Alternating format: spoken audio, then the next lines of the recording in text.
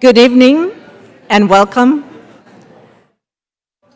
So I want to get started. This party started, like they say. I just want to remind you that the exits, in case of fire emergency, there's exits at the back and on the sides. And I'm Marta Gomez-Chiarri. I'm one of the colloquium coordinators with John Taylor, who's sitting down now. And so this colloquium would not have been possible with your participation, you coming here, and the support of all our sponsors. We have a new sponsor that recently joined that illustrious list, and it's the Office of Community, Equity, and Diversity at the University of Rhode Island. So we really want to thank them. I would also like to acknowledge the tremendous passion and inspiration from Mary Parlange and the organizing committee, which is composed of Patrick Bauer, Luann Roth, Pierre Saint-Germain, and Don Spears, Narragansett tribal member. Without further ado, I know you haven't come here to see me, so I would like to introduce Lindsay Montanari, educator supervisor at the Tomaquac Museum and Narragansett tribal member. She will do the land acknowledgement. Thank you.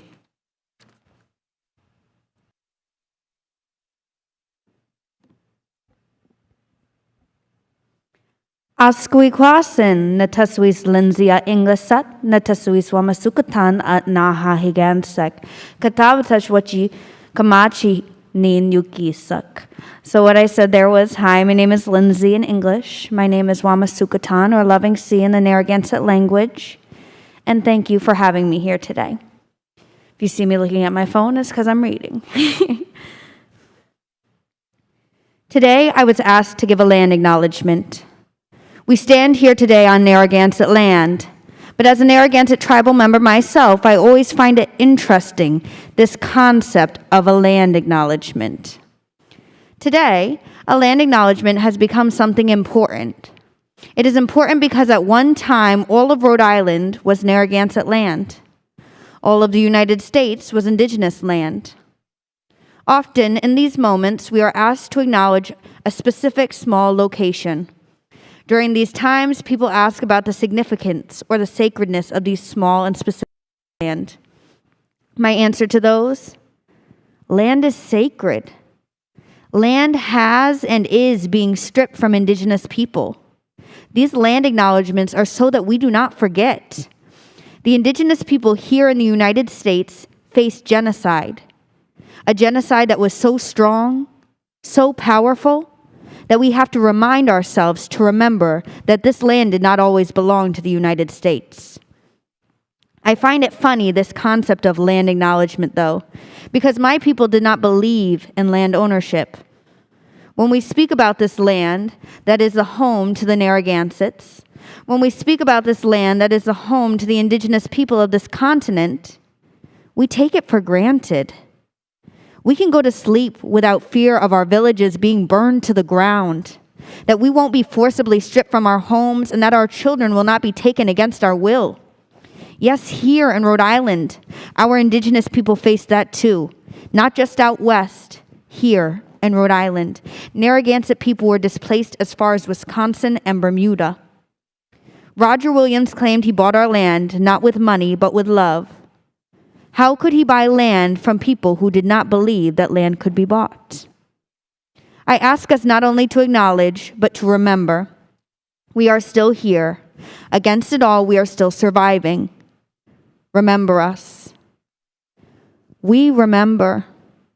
Although we have been forced to assimilate, we remember the ways of our ancestors. The Narragansett tribe are indigenous to Rhode Island, and therefore our foodways were sustained by our landscape. Foodways that still sustain us. Our history still practiced, though often under the radar. How many of you eat squash, but don't know that it comes from our word, Ascuda squash?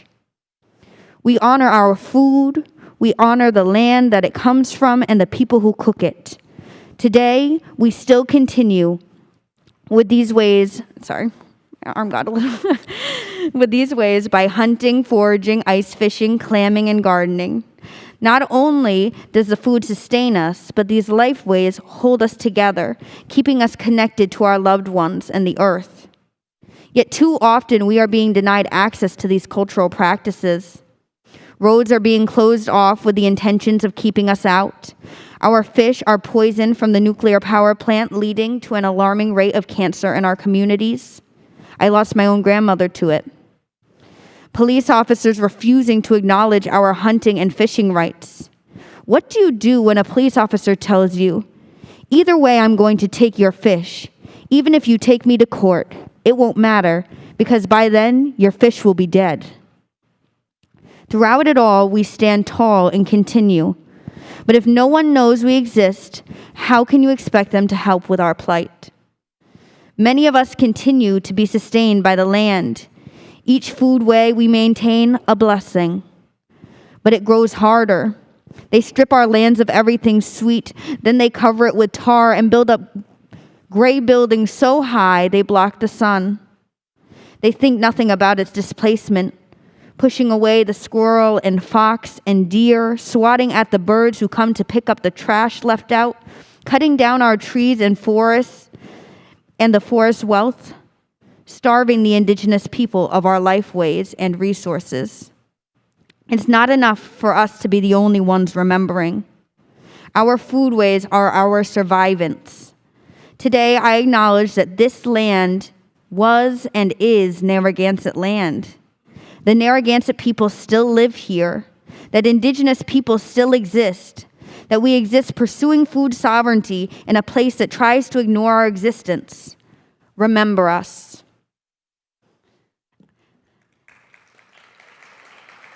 I would like to take this opportunity to sing a song written by my tribal elders that is honoring our ancestors. The words translate to, "Your spirit is washing over me. I know you are in the sky." Kuna shawong kuchi sumao angkumnin nui anggi anaud kisukwat nui anggi anaud kisukwat. Katabatash.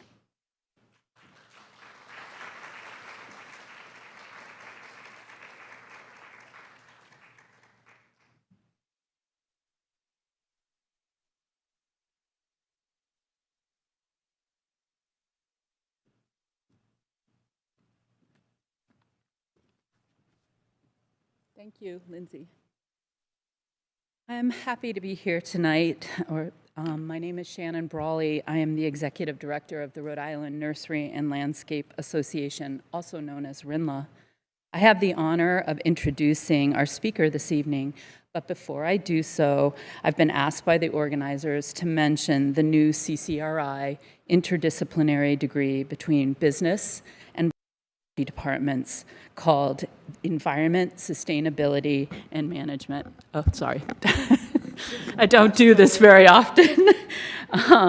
This degree has clear transferability to URI and the College of Environment and Life Science. The creation of this degree would not have been accomplished without our partners at the Rhode Island Food Policy Council, Karen Karp and Partners, Green Indian members, URI and CCRI, administrators, faculty, and so many more. I'm proud of the partnership, and I'm grateful to our partners for their time and efforts.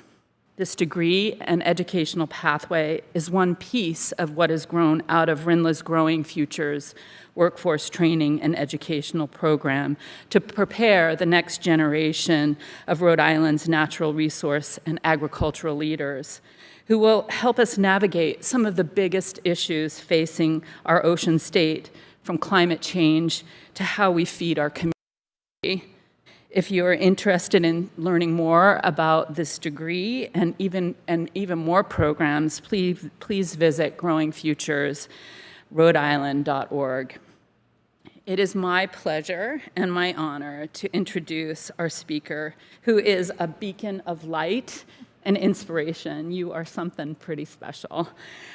She currently co-directs the strategy and implementation of Young Farmers policy campaigns, ensuring we are pursuing and advocating for equity-driven, farmer-centric research policy and programmatic interventions for the National Young Farmers Coalition.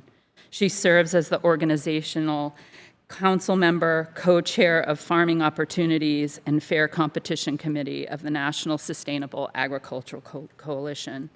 She has previously worked for Food Solutions New England, the U.S. Department of Agriculture, Michigan State University Center for Regional Food Systems, the University of Rhode Island Cooperative Extension, and the Executive Office of Michigan Governor Gretchen Whitmer. She is an alum of Michigan State University and the University of Rhode Island.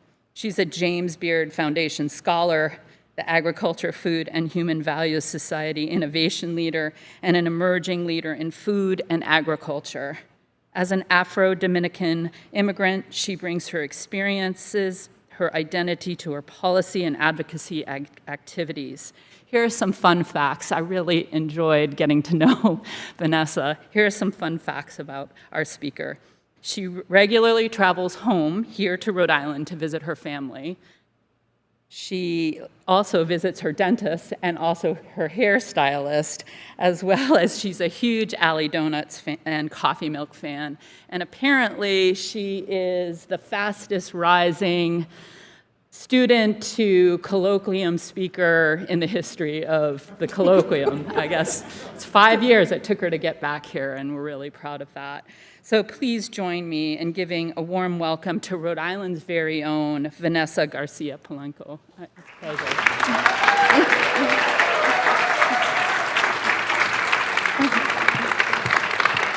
Thank you, Shannon. Amazing. You're amazing. Thank you. Hello, URI. It's great to be back. Can you entertain me for a second? Rhody, Rhody, Rhody. Thank you. I haven't heard that in a long time. There are not many URI alums outside Rhode Island. I saw one in Washington, D.C., and I almost fainted. I was like, oh my God, it's a URI shirt. So it's really exciting to be back in Rhode Island, and URI. You're seeing URI shirts and URI alums everywhere. So thank you for joining us tonight. So today I want to tell you about the exception and not the norm. If you know me, or if you heard about me, a lot of people introduce me as this magical unicorn, this rising star, this person doing really unique things. And I want to tell you how I got here and all the people and tools that made that possible. But also why it is a problem that in a country with 13% of the population is immigrants, there's only few of us advocating for a sustainable agriculture policy in Washington, D.C., and in our communities locally. Here in the state of Rhode Island, 13% of the population is the immigrant descent. In places like Providence and Rhode Island, the largest Hispanic minority is Dominican, like me. How many Dominicans do you know doing food policy advocacy? Not that many. I can name all of them with one hand. And if there is more, then please show yourselves to me. And it's really important that we talk about these things so we can challenge our assumptions about the food system.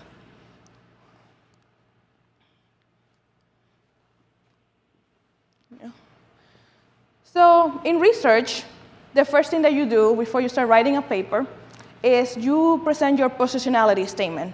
You tell everyone who you are and all the biases that you're bringing to your research and to your work.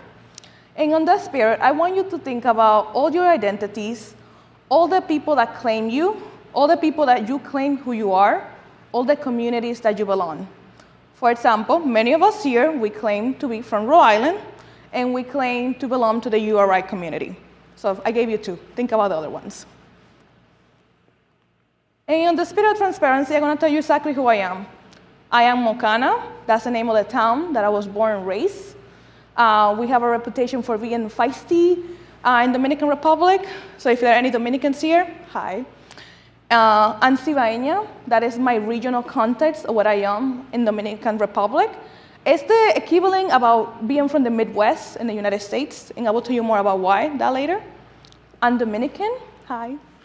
And I'm an immigrant, and that has really shaped how I experience the US food system and how I experience America. I'm a Rhode Islander, and I always never felt I could claim that until I can tell you so many fun facts about Rhode Island that we have like a bingo card in the office of what words most likely everyone to say in every meeting. Mine is Rhode Island. Because Rhode Island is, Rhode Island that. So I'm a Rhode Islander, and obviously my family is here. And I always say, home is where my family is. Most of my family is in Rhode Island. They're watching, hi familia. I'm Afro-Latina.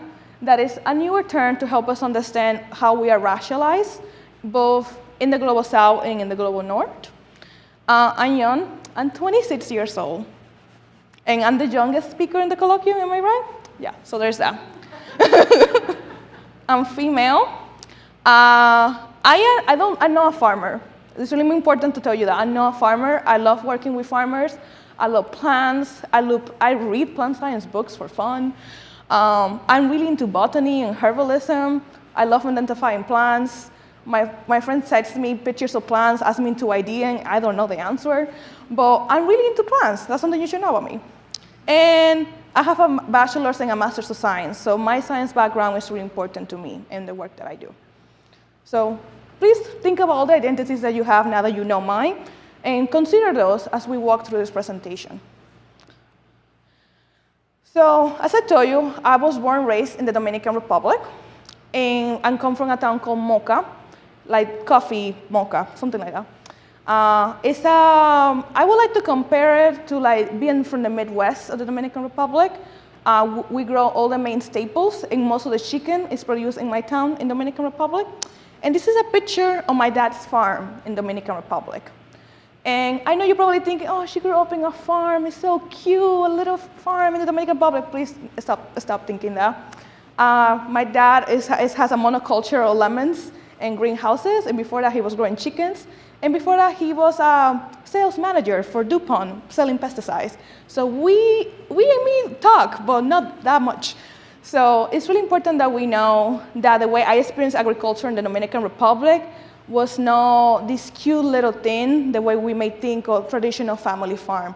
It was really hard to break even, really competitive, really monoculture-driven, really market-driven. And both of my sides of my family come from agricultural backgrounds in the Dominican Republic. And as I was saying earlier to some friends, most of my family started migrating here in the 60s. Me and my sister were the last ones to migrate from our entire nuclear family in 2011. So when we migrated here, many things changed. The culture is new, you had to speak a new language. I migrated to North Providence, Rhode Island. And as I told you, most Dominicans live in Providence, Rhode Island. Guess how many Dominicans were in my high school? There was 2 of us. So in that moment, I felt really isolated culturally, and I felt really lost. I cry a lot because migration is painful. We need to acknowledge that, yes, we come here pursuing a better life, and yeah, that pays off, maybe. But it comes with a lot of pain. It comes with a lot of cultural grieving of the things that we lost, and we need to acknowledge that. But through all those things, I was more connected to my family because most of them were here already through the process of migration. We started migrating here in the 60s, and I was the last one, me and my sister, in 2011. So I got to catch up and meet all the cousins that I knew I had, but I had never met. But our food became more important to me. I started connecting more with food because everything changed around me. My culture changed, the language I spoke changed, my family structure changed, or socioeconomic status changed, but food became more important because my grandma was still super picky about everything we bought and how it had to be cooked. Grandmas always are the cornerstone of our foodways. And if you met mine, you know she's almost as persistent on her food ways as a good Italian grandma, as all grandmas are. So it took me a long time to be excited about food in a way that allowed me to connect with food as a tool for empowerment. Because for me, food was an act of subjugation. It was related to domesticity. It was related to a woman being in the house cooking for the rest of the family. And yes, there's a lot of beautiful labor that comes with that, and it's a role that we play in the ecosystem. But for me, that was really painful to see that really gender normalized way. That was the only way I could connect to food. I could not grow the food because that was a man's thing. I can only cook it and serve it to others. So it was through my exploration and engagement to the food system that I became more engaged through with the Rhode Island community and with my own civic persona.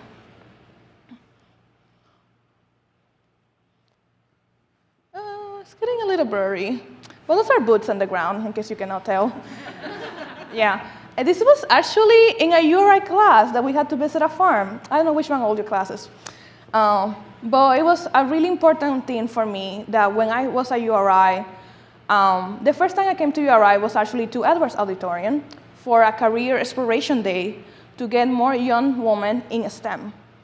And at that moment, I thought I wanted to go into social work because everyone in my family is either in psychology or teaching.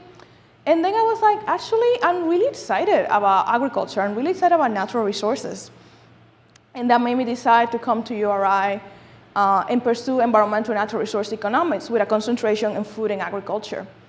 And I did many experiences at URI, but I really want to highlight a few ones that really fermented my passion for food systems.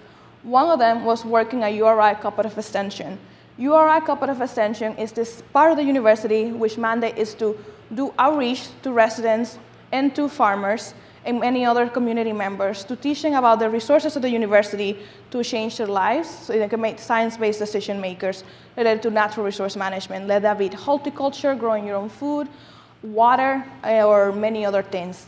And for me, those 4 years with URI Cooperative Extension were really formative because it allowed me to learn one specific thing about the Rhode Island food systems, and my mentors there were amazing people, and many of them are here today.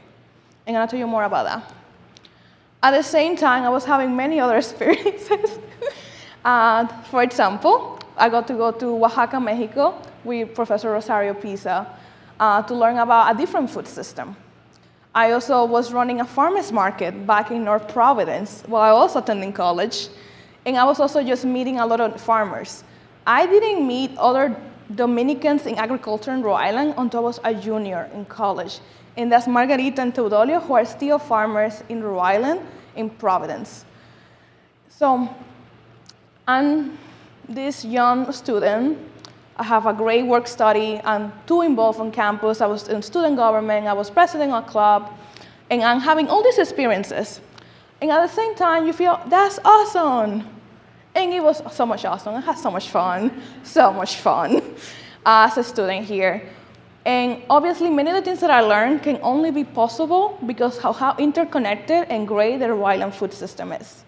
All the things that I got to do as a young immigrant here were only possible because we have invested in to build that infrastructure here in Rhode Island, where food systems is something exciting, something that we're working on all collectively. Like Rhode Island, we have a Rhode Island food strategy. We have a unified Rhode Island Food Policy Council. And many of those things encouraged me to be excited about working in the food system. But at the same time, you know the joke about Rhode Island, we never leave. So I knew I had to leave to get better. So when I was deciding where to go to grad school, I asked all my mentors, where should I go? And everyone said, Michigan State.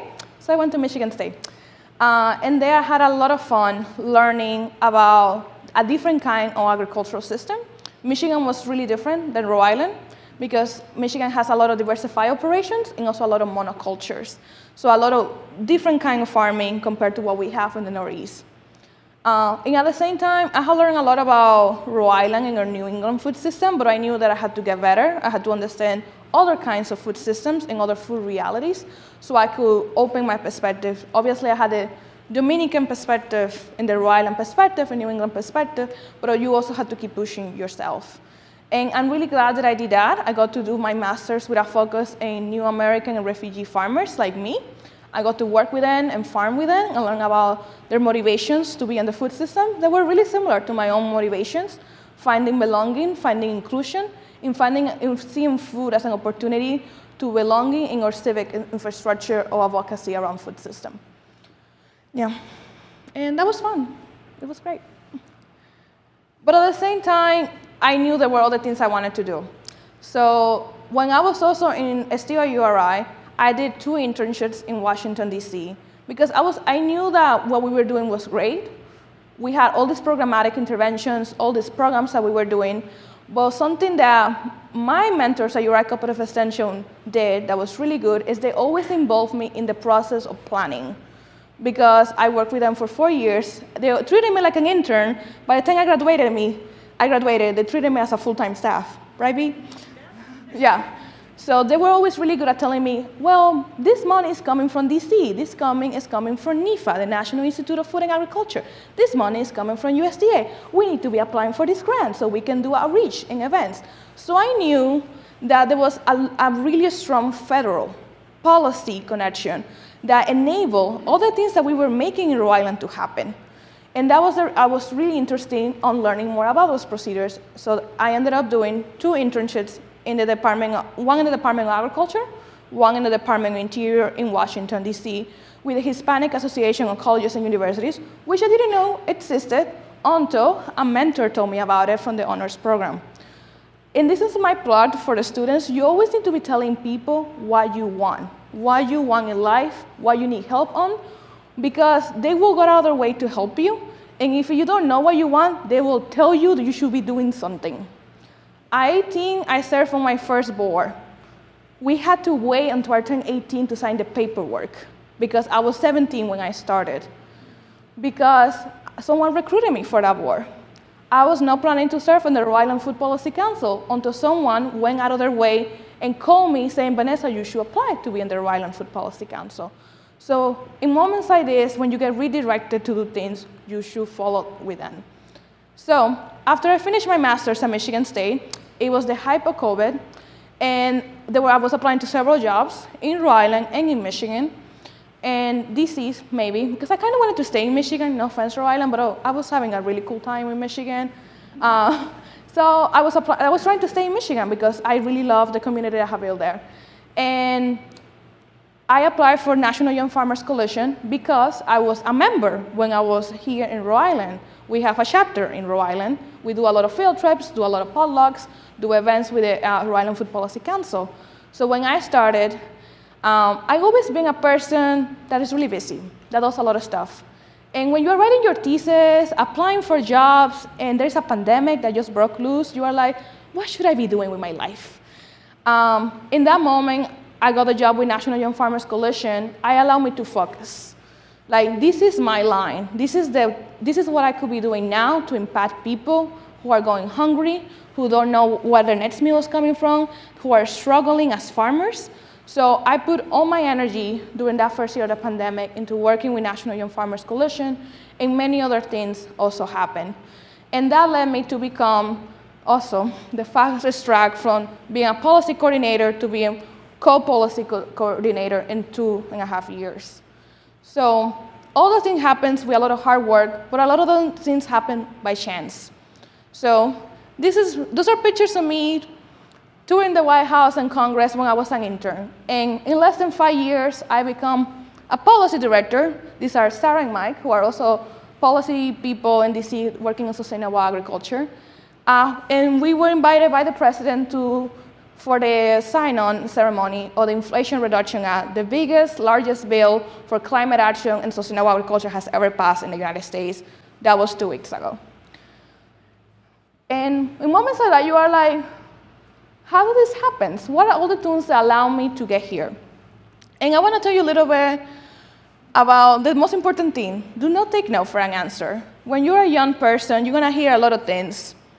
Women don't care, especially in agriculture and in policy. You don't know what you're talking about because I'm young and my experiences don't matter. My experiences do not account for these things. You're too young to be here. That's my favorite because I've always been the youngest person in the room. I still am the youngest person in the room, and that's a problem because I'm 26. There should be someone younger than me now in all those spaces. And obviously, we told you a lot. I am telling you that I'm that section. I'm this unicorn that happens to be in all these spaces that has been traditionally reserved for white males in agriculture, especially. But I hear a lot of no's. I still hear a lot of no's. I got rejected from 5 fellowships this year. I still hear a lot of no's. But at the same time, you have to keep moving because you need to hold your theory of change close to your heart. And it took me a long time to agree to my theory of change. So when I migrated here, I thought I had to close my Dominican Republic chapter. I thought I need to focus on being a Rhode Islander. I'm going to know all the fun facts about Rhode Island. I'm going to know where all the farmers markets are. I'm going to meet every farmer that I can in Rhode Island. And that was my way to be locally grounded on our food system here. And then when I moved to Michigan, I did the same. And then when I moved to DC, I was doing the same, or like just try to be focused on all the national policies and all the federal advocacy, this thing that we call the Farm Bill. And I was like not paying attention to DR.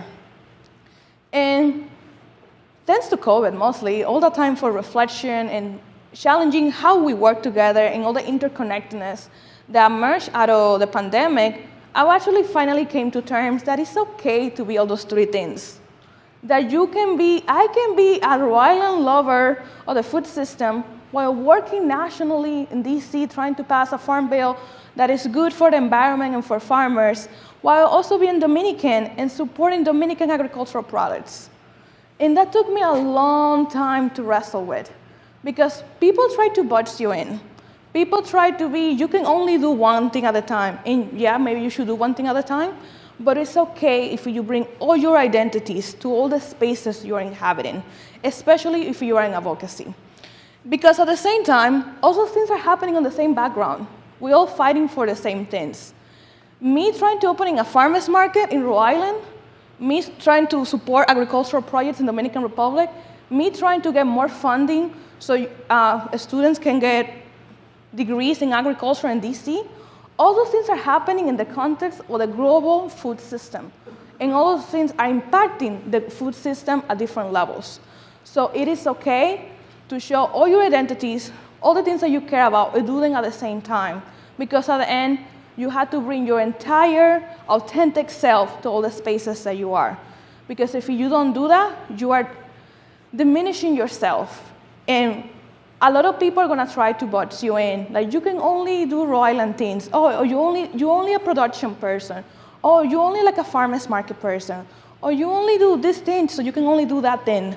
All these things happen, and all these no's that you're going to hear about are going to happen in your journey. Because the personal is political.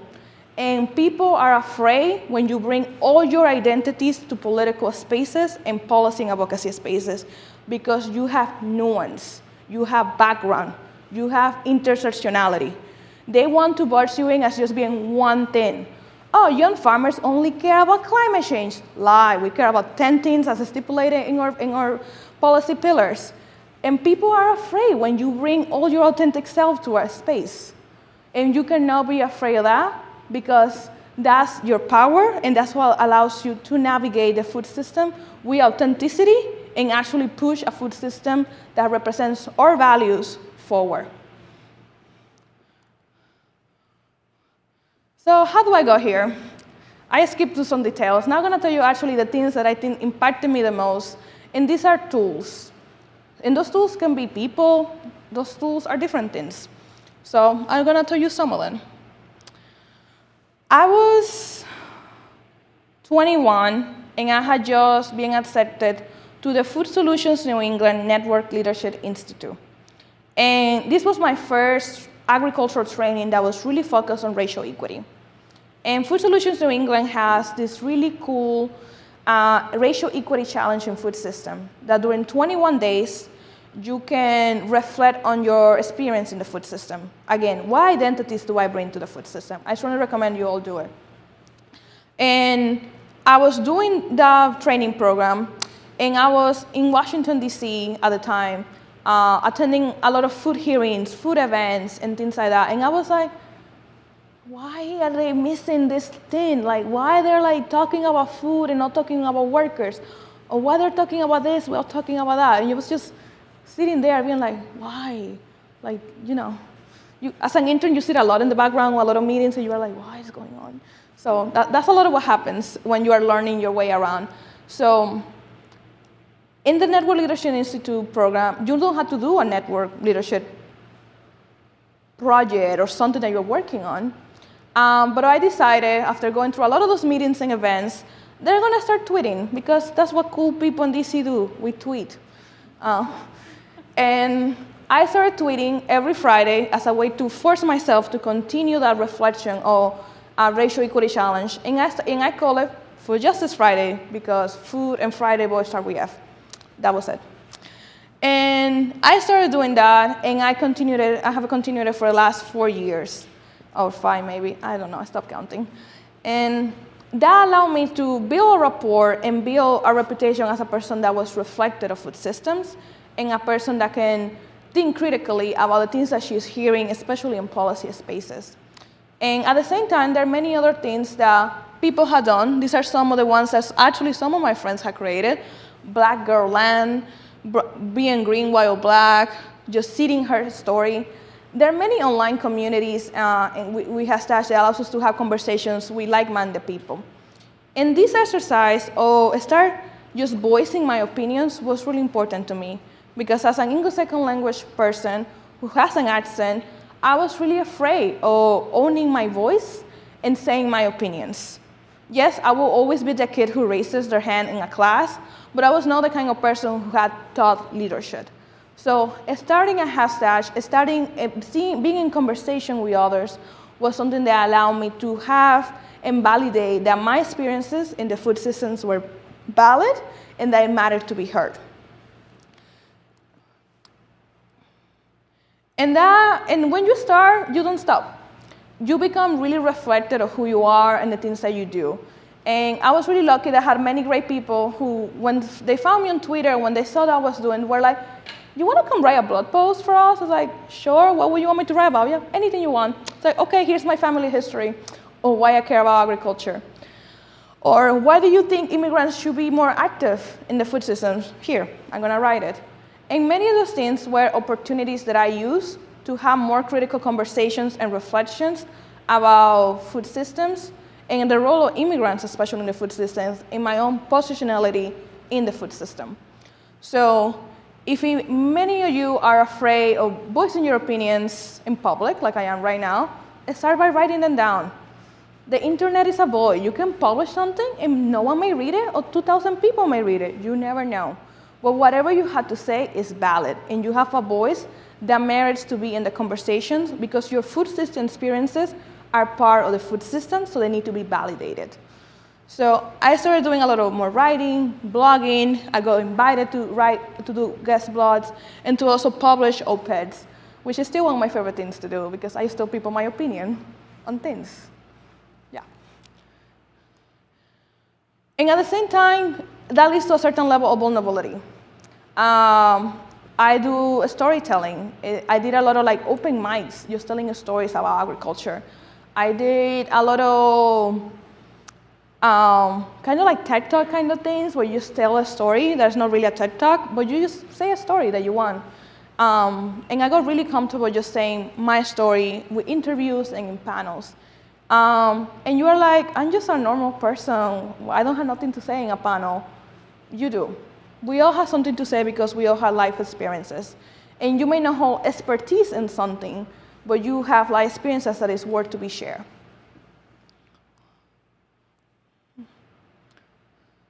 And this is probably the one that is more familiar, especially for the young people in the room. I think our generation right now is really excited about sharing the things that we're learning about the food system online, and that's great. I'm not that person. I literally forget to post sometimes for 6 months, and then one day I post everything I ate, I found at the farmer's market. It's a balance. So even just showing people what you are doing that relates to the food system is so comforting. When you don't see people that look like you in agricultural spaces, It's so exciting to follow like 100 Instagram accounts or just brown and black farmers who are farming across the country doing amazing things. So you just documenting what you are doing in the food system, whatever your role may be, is an opportunity to inspire other people and for you to show and assert that you belong in the food system. This is the long one. Okay, so I want you to look at this slide. Do you recognize any of these logos? Sorry, I forgot to include URI. That was obvious. Yeah. So the biggest tool that you have at your disposal are people and networks. So many times you feel like what I'm doing doesn't matter. I'm the only one doing something. That's a lie. There's always going to be people who are doing stuff similar to you. You just have to find them. And it is so hard to find them sometimes. And for me, every one of those groups have a pivotal moment that allowed me to get more engaged in the food system. For example, the NISA conference was in Baltimore. And I was, at the time, interning in DC in the Department of Agriculture. So I got invited with a youth scholarship to go. And that was one of the first spaces where I got to meet the people who are now my colleagues in Washington, D.C. Because that was a community who was interested in sustainable agriculture, interested in racial equity, and interested in just transforming our food systems for the better. Other of these spaces are, like I mentioned, Food Solutions New England, who is a regional convener who brings people from across New England together so we can have common goals for our region. Again, a network of networks of people coming together to define and shape our food system. Other people here, you're going to hear from them later on in the colloquium, like the Rhode Island Food Policy Council, what is a great venue for people to get engaged locally in different working groups to shape the food system and actually help the government locally on how to advance our food system's priorities. And National Young Farmers Coalition, we are 250,000 affiliates across the country. We have chapters in 50 states. We have a chapter in Rhode Island. So please come check us out if you're interested in just coming to check out some young farmers doing really good practices, or if you just want to come to an amazing potluck in a farm, we will take you. And all those people, you may feel like you are the only one doing these things. But all those people exist, and depending on your interest in the food system, you can find community. You can find people like-minded who want to change the food system. So, and then you get to the advocacy part. So what do I do? I'm sorry to tell you, I just take meetings and send emails like all of you. I just do it in a suit in an office in Washington, D.C. That's it. And advocacy is basically telling people what you feel or where you stand. And that's what I do every day. Every day, I'm emailing a member of Congress, telling them what young farmers think we should be doing on climate change, what we should be doing in labor and immigration, what we should be doing about student loans. It's every day telling people at the Department of Agriculture that we need more support for young farmers and farmers of color. And at the same time, that may sound different, but that we engage in advocacy all the time. When we write a letter, when we make a Facebook post, when we demand something, that's part of advocacy. And you may think, I don't know, I have nothing to advocate for. So usually what I will ask you to do is think of something that is important to you. Like you really care about pumpkin spice latte, for example. I don't know, that was the first thing that came to my mind.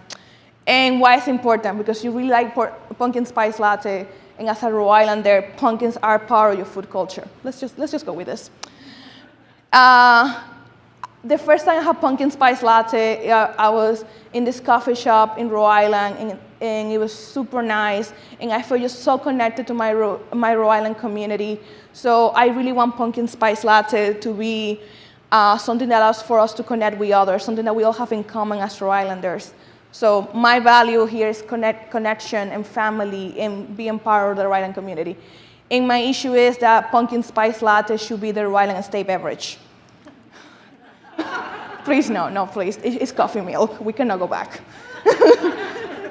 So you see what I did there. So if you think you have nothing that you care about, that you're not willing to fight for, you probably do. I did it for pumpkin spice latte, which I will never do in real life. That was just an example. and coffee meal team, for the record, and iced coffee all the way. But it's really important that when we're advocating, we pick a corner. And I don't want to sound reductionist, but in my experience, when people are really generalists, they miss the mark.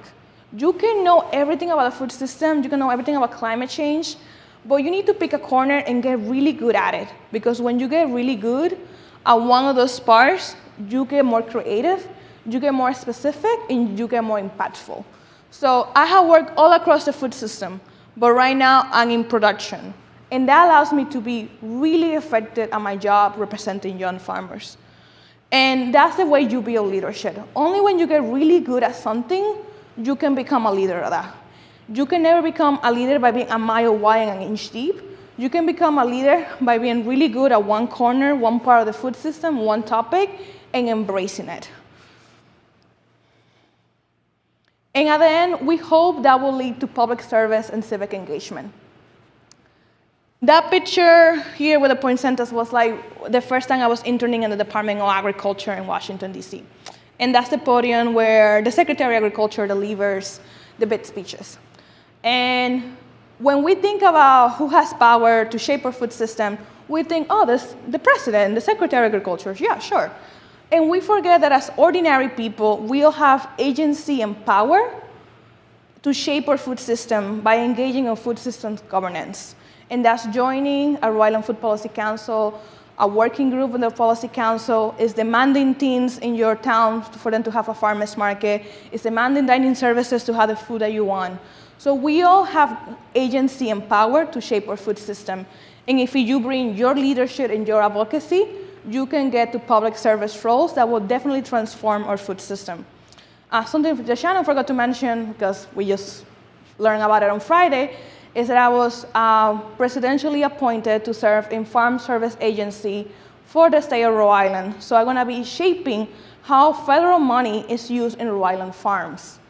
And this is an important reminder that if you get really good at one thing, you can be a leader and a public servant, because at the end, we all just want a greater and better food system that is creating more common good. And at the end, this should be joyful. Students ask me if at some moment in my career, food became alienating or hard. And they're having moments, especially when I was doing my master's, I could not look at a plan without feeling, ugh, or like without thinking about like, too much research, too much writing. So you have to keep a good relationship with food systems in a way that brings you joy. Because at the end, we're doing this to create a better society, but also to energize us as immigrants and refugees in the food system, to keep us grounded and the possibility that there is joy on this work that we're doing. And this slide is left on blank on purpose, because if we gave all the tools that I just told you to all the young people that at 16 moved from another country, or at 16 are involved, are in high school and start getting involved in the food system, this will be full with pictures. And that's the way we change the norm. The norm is that it's only a few people of color, Dominicans, immigrants, working in food policy advocacy. The way we change this slide being empty is by all of us creating the tools so others can use them, and us providing the tools to others. And many of these tools did not come naturally to me. Many of these tools were provided to me by others, even before I knew I needed them. So if you are in a position of power, of mentorship, of supporting others, please consider what you can do so more people are not the exception, but become the norm. Because it's lonely out here, buddies. It's lonely. There's not that many of us. We need more people who are willing to do the work to fight for a better food system with the tools that the system has given us. And that's advocacy, leadership, policy, and voting, and public service. So I ask you today, early, who are you in food systems? So I'm going to ask you now, who can you become, and who you can help others become in the food system? I am Vanessa Garcia Polanco. I am tired of being an exception. I'm tired of being the only person in the room, so my commitment is to the next generation, so more people that look like me and have my values can do the work that I do. I'm not here forever, I'm here for a season, and I'm ready for the next generation to take over. And yeah, I'm only 26, but the next generation should be taking over already, because only like that we can transform our food systems for the better. Thank you so much. Ooh, any water?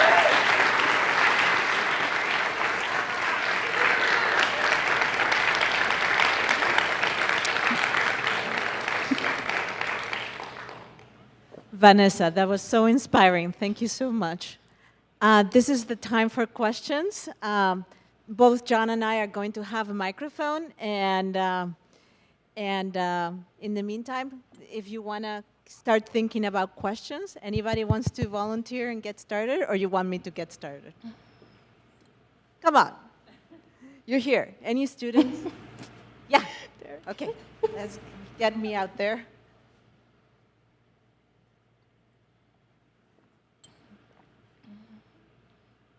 Are there any farms that you recommend visiting in Rhode Island for a first-timer? My opinions do not represent my coalition or the Department of Agriculture. Any farm that brings you joy, that is growing the things that you care about and is growing the way you want or is doing the things you want, is a farm worth visiting. So I will not. I will get in trouble. I cannot name anyone. So what? No. Personally, I can. not politically. I love the URI Botanical Gardens and Medicinal Gardens and the URI farm. I cannot get in trouble for saying that. That's a great answer. So by the way, anybody else? While you think about questions, I want to mention that we have a picture contest that is associated with the colloquium that is sponsored by the Rhode Island Food Policy Council. Every week there's a prompt and you can submit pictures. Every week there's a $100 prize, and at the end we'll have a big prize winner, and the pictures will be shown in the last colloquium. So, just in case, if you want to know more about it, you can feel that screen that Vanessa left empty. So, more questions? Anybody? How did you stay motivated the whole time?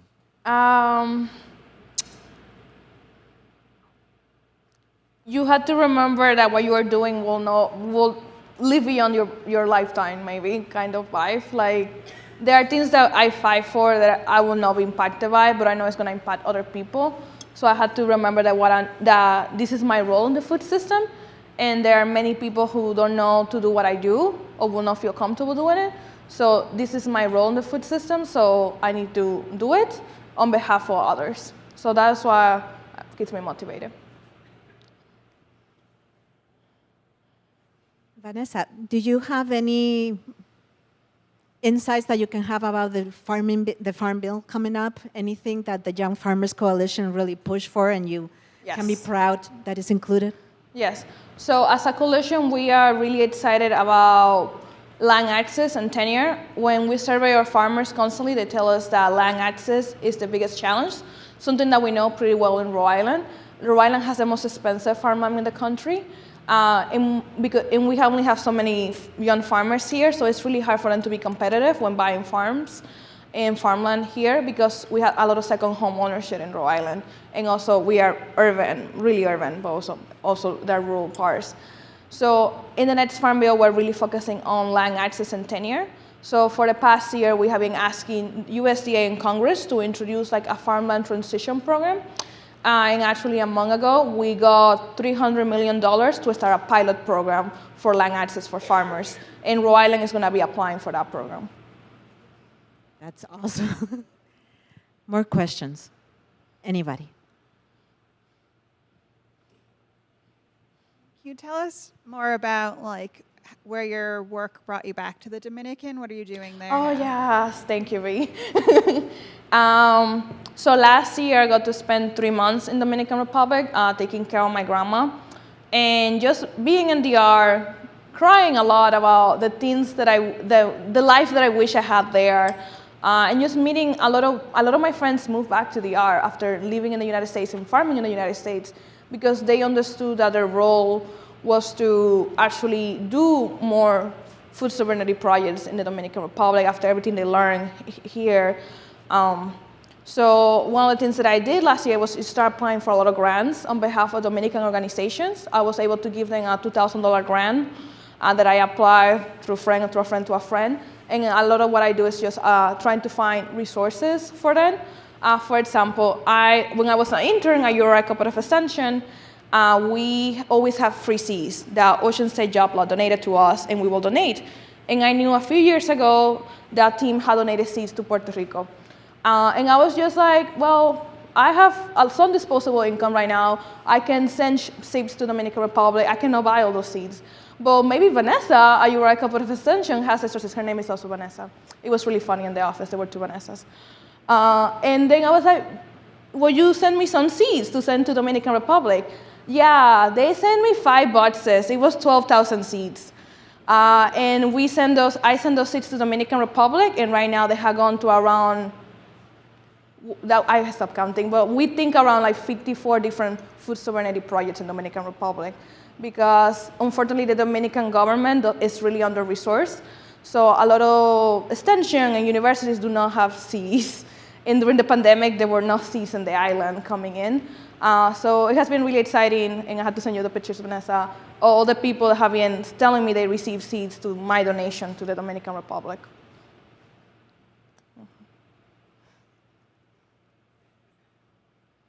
Anybody else?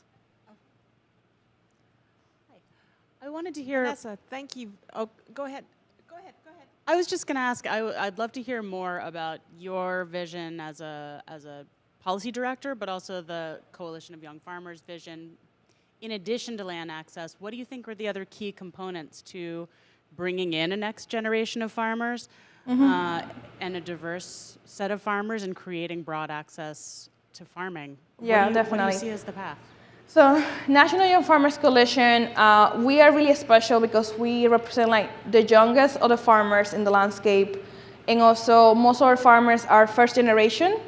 They're brown and black, they're queer, and they're doing mostly sustainable practices. Our farmers report 80% as good agricultural practices like regenerative, organic, and so on. So when we ask our members what are the things that they need the most, aside from land access, is that they want us to reimagine an agriculture that serves the public good, and also an agriculture that they feel supported by.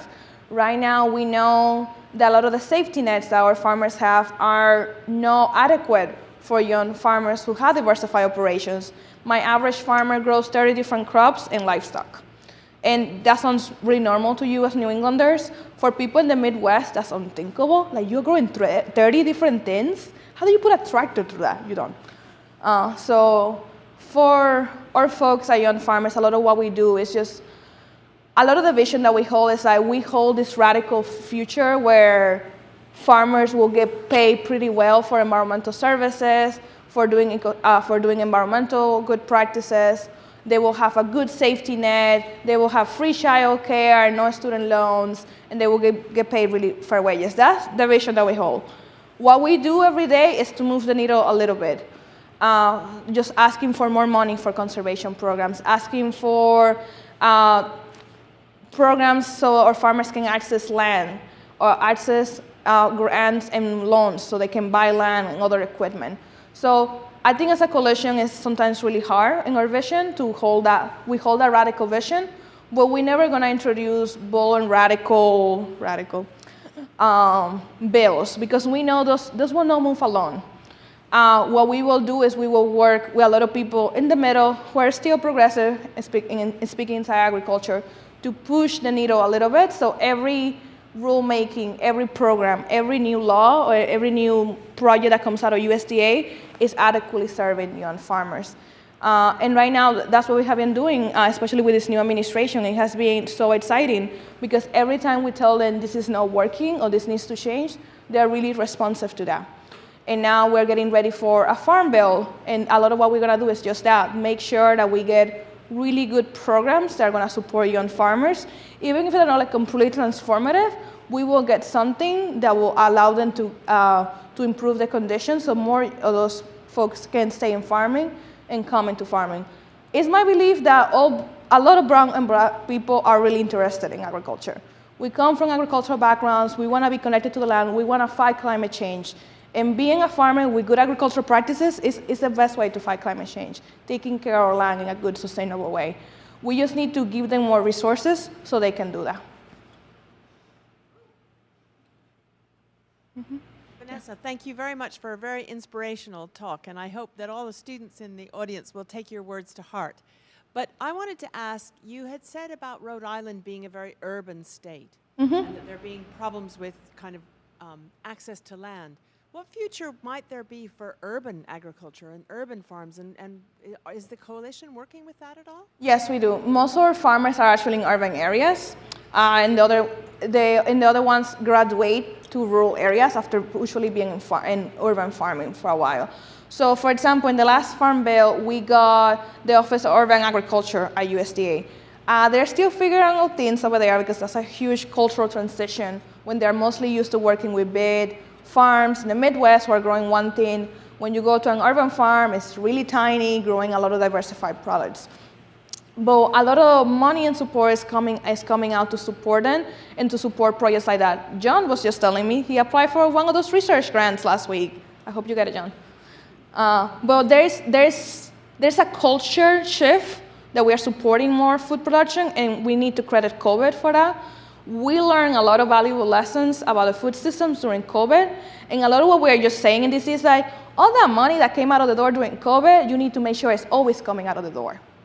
Because we realized that having a stronger food system was growing food more locally. With shorter food supply chains, they're more resilient. So a lot of what we are trying to fight for is just all the funding, all the investments that came out during the hard COVID times, because we're still in COVID times, are just part of the next Farm Bill, so we can continue doing those investments to estrange our local and regional food system, and urban is critical to that. Thank you. I think, unless there's one more question, quick question,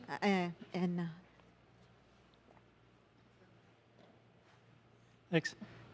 We have a local issue here where one of the farms is trying to introduce a large hydroponic tomato farm in a greenhouse. Can you comment on how that fits into the food system now, future maybe? I know what you're talking about. I believe in our community should decide how they want their food system to look like. If that town or that community doesn't think that's the right food project for them, the way they want to assert food sovereignty, that's disappointing, because I believe food grown locally can only make a community better. But at the same time, we have to respect the agency of every community or to feed themselves the way they want to, because that's one of the cornerstones of food justice. It's not feeding more people with food boxes as we did during the pandemic, or giving more people a SNAP. It's actually giving them the tools and the resources to feed themselves the way they want to. So if they want to grow hydroponics, aquaponics, or just soil-based, and they can have access to land. So at the end, I think the way we support those kinds of initiatives is by remembering that food justice looks different for everyone. And for that can be not in my backyard. on that note, thank you very much, Vanessa, for a very inspiring talk. And thank you for coming.